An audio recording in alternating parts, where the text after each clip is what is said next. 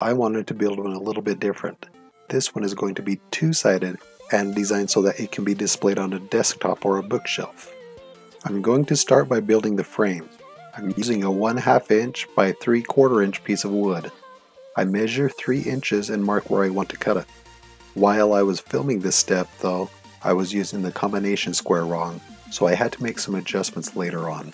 The angle that I wanted to mark off was 20 degrees, and then I cut it. Next, I sand the cut smooth.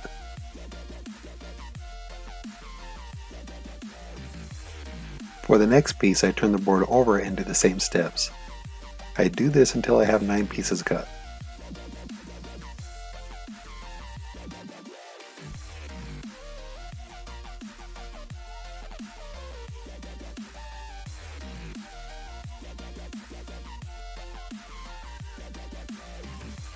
After the pieces are all cut, I set them up and glue them together. I make sure to get a decent amount of wood glue on each surface. I don't have any clamps to hold them together, so I manually apply pressure and make sure the pieces are lined up with each other. Since I don't have clamps, I let the pieces set for about half an hour before attaching the next piece. I continue to do this until I have all of the pieces glued together. As you can see from the finished frame, there is a 10th smaller piece that I added since I got the angles wrong. I want to make sure the LED strip is even on both sides of the frame, so at the top I put a mark in the middle of the frame, which is where I'm going to start attaching the middle of the LED strip. I use hot glue to attach the LED strip to the frame, a couple inches at a time.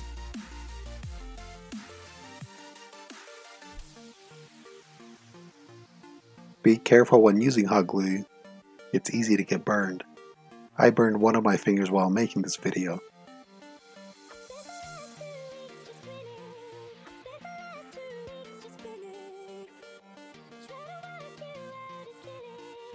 Try to keep the LED strip as close to the center of the frame as you can.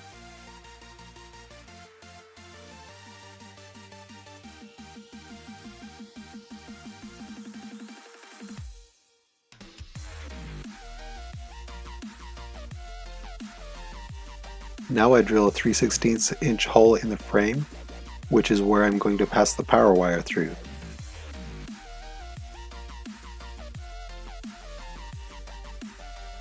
I'm going to use a barrel plug to make it easy to connect the LED strip to my power supply.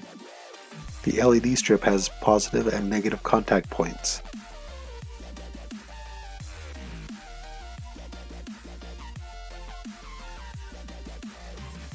I'm soldering the red wire of the barrel plug to the positive point and the black wire to the negative point. It's easier to do this if you tin the wires and the contact points before trying to solder them together. Now is a good time to test the LED strip to make sure the solder points are good.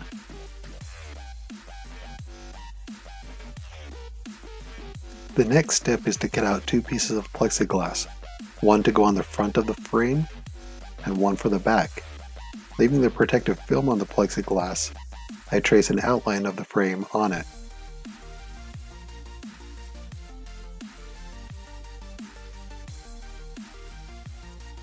I flip the frame to the other side and trace out the plexiglass for the other side. I do this because my frame is not a uniform shape and each side is a slightly different shape. I keep track of which side of the frame matches up with which piece of plexiglass by marking each. Then I use a jigsaw with a fine-tooth blade to cut out the plexiglass. Next, I'm going to tint the 2 pieces of plexiglass. I remove the protective film from the side that's going to be up against the frame. Then I put soapy water onto the plexiglass. When applying the tint, this will help to get the bubbles and wrinkles out of the tint. I use 2 pieces of tape to help me separate the tint from its plastic backing. After removing the backing, I lay the tint onto the plexiglass and squeeze out the air bubbles and wrinkles.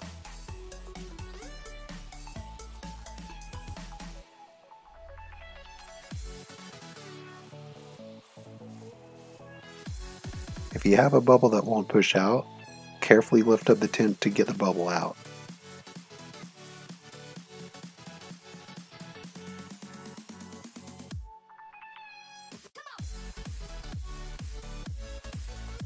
When cutting the tint, you don't want to cut it exactly the size that you want it to be.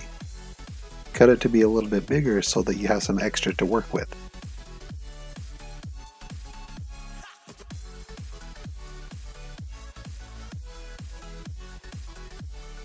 To trim the extra from the edges, I use a razor blade and drag it along the edges, being careful not to let the tip of the razor blade scratch the surface of the plexiglass or the tint.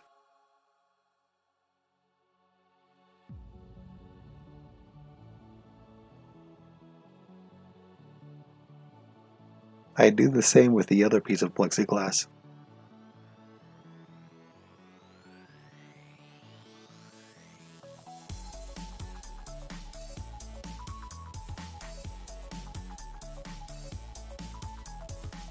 When trimming the edges with a razor blade, you may find it easier to hold the plexiglass tint side down, but either way will work.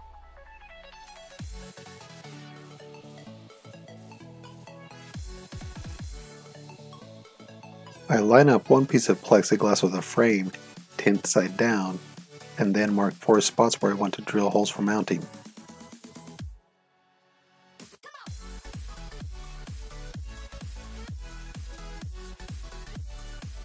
Using a 1/4" drill bit, I slowly drill the 4 holes.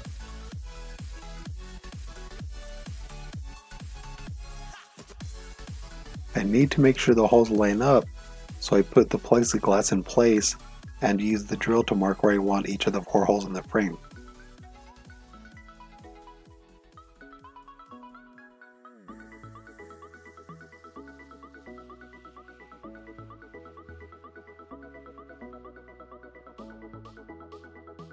I turn the frame to the other side and line up the other piece of plexiglass. Next, I put marks where I want to drill the holes into the other piece of plexiglass.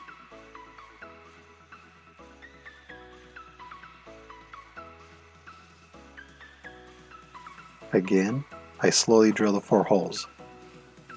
One of the holes drilled too fast, so it's kind of messed up, but it didn't break, so it still will work. I'm going to mount the whole thing together with 1" long, 1/4" 20 bolts and nylon lock nuts. I'm putting it all together to test fit everything. I'm attaching the plexiglass tint side in.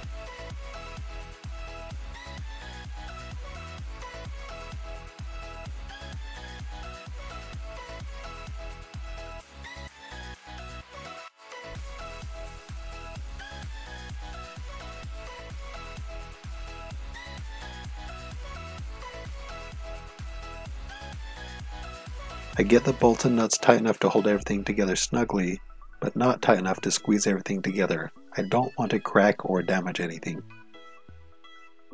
Next, I'll be working on the stand. I check the length and the total thickness of the bottom.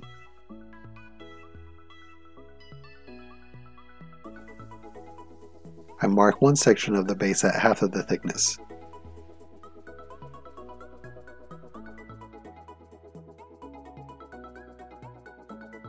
I draw the lines where I want to cut this section of the base. I line up the other sections of the base and make marks and draw the lines on those.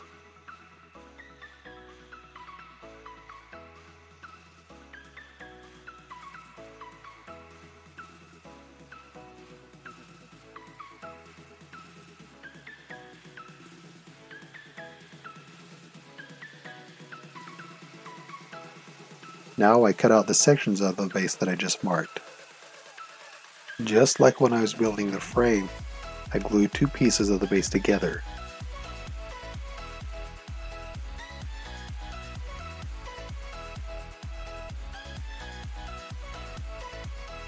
I wanted to clean off the excess glue before it dries, but then I realized this step isn't as stable.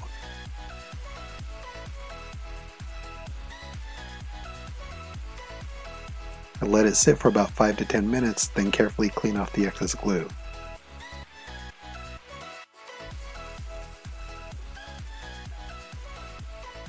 Now we need to glue the 2 halves together, but I let them set for about half an hour before I do this.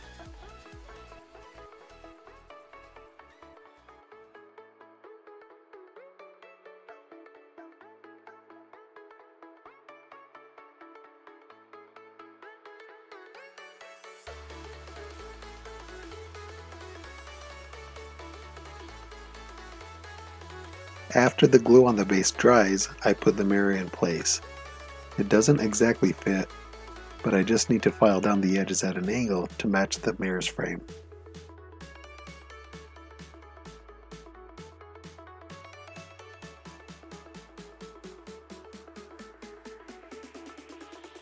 I file for a little bit, then test fit the frame.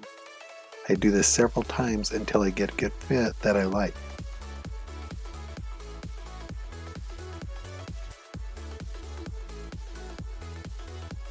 I'm eager to see how it looks, so I set it all up and connect the power supply. It looks good, so I'm ready to finish this off. I may paint the frame and the base a little bit later, but for now I like the way it looks. I take the bolts out and start to remove the protective film. One bit of advice: this is a great time to clean the tint side of the plexiglass before putting it back together.